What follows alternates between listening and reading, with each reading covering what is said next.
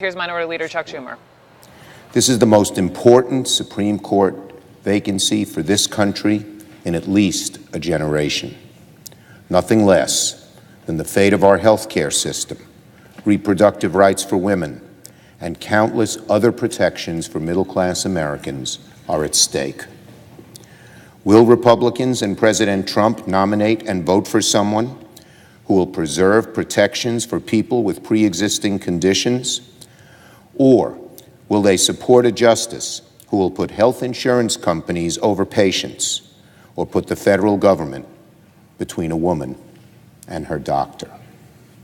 The Senate should reject, on a bipartisan basis, any justice who would overturn Roe v. Wade or undermine key health care protections.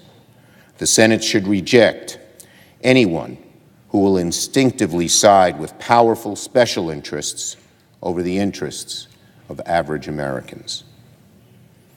Our Republican colleagues in the Senate should follow the rule they set in 2016, not to consider a Supreme Court justice in an election year. Senator McConnell would tell anyone who listened that the Senate had the right to advise and consent, and that was every bit as important as the president's right to nominate. Millions of people are just months away from determining the senators who should vote to confirm or reject the president's nominee, and their voices deserve to be heard now, as Leader McConnell thought they should deserve to be heard then.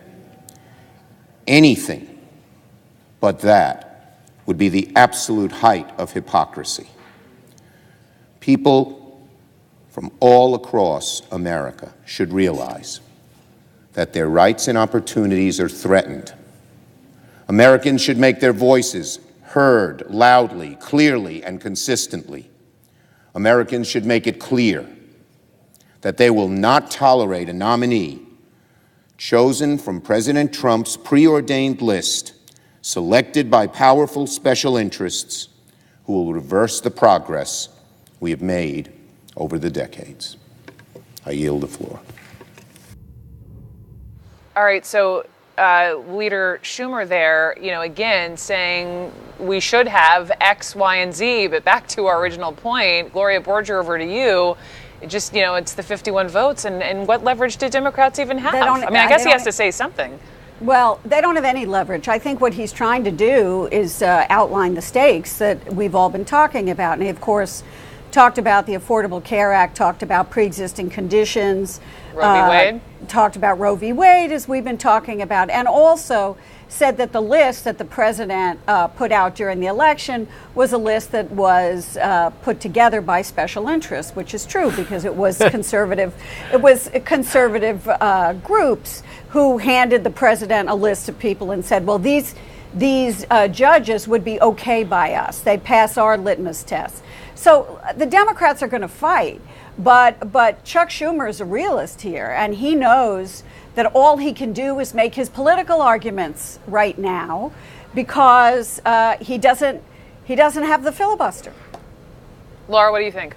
Well, all politics is local here. And when the federal Congress is essentially hand-wringing and perhaps conceding that they don't have the votes, they're still trying to signal to people that these will return to states' issues. If there is an overturning after a lengthy process to get it in front of the Supreme Court, to overturn precedent on this level as opposed to narrowing it in some way, he knows he has to signal to people on these very issues about particularly Roe v. Wade and other areas about how important it is to think about local elections. Having said that, however, there is still an opportunity for people to view this case and view Anthony Kennedy's retirement in a way that preserves some level of autonomy for a co-equal branch of government, that being the Supreme Court. Now, I'm not trying to be an overly naive glass half full when I say this. I'm simply saying that as the democratic system works, we are supposed to be able to have these vigorous debates during the confirmation proceeding to assess whether the people will rubber stamp every policy of the executive branch, which is not the intended pursuit of any Supreme Court justice. And many have already had the opportunity to go against the original appointment that was made, Kennedy being one fine example of just that. Yes. Yeah. And Ken, but let me just mention for everyone watching, just full transparency's sake, we should mention you work to elect conservative senators. Go ahead. That's right. I run the Senate Conservatives Fund, and Right. I will tell you that at no point in the 4.5 years I've been doing that have our members prioritized anything above getting good constitutionalist judges. And apparently the Federalist Society, supporting the original Federalist view of the Constitution, is somehow a special interest group. It's funny how the Constitution is a special interest group to Chuck Schumer, and he named a bunch of the insurance companies, the medical profession. He talked about outcomes.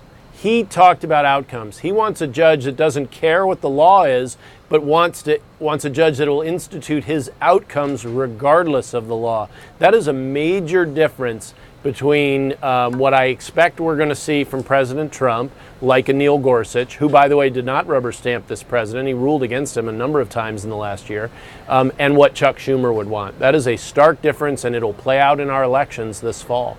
All right, everyone, stand by, stand by. We got to get it. We're getting our first break in here. We've been covering this breaking news. If you're just joining us, we're talking about the Supreme Court Justice Anthony Kennedy will be turning 82. He has just announced, sent a letter to the president, visited the White House. He will be retiring as a justice on the U.S. Supreme Court effective end of July. What this means moving forward for this court.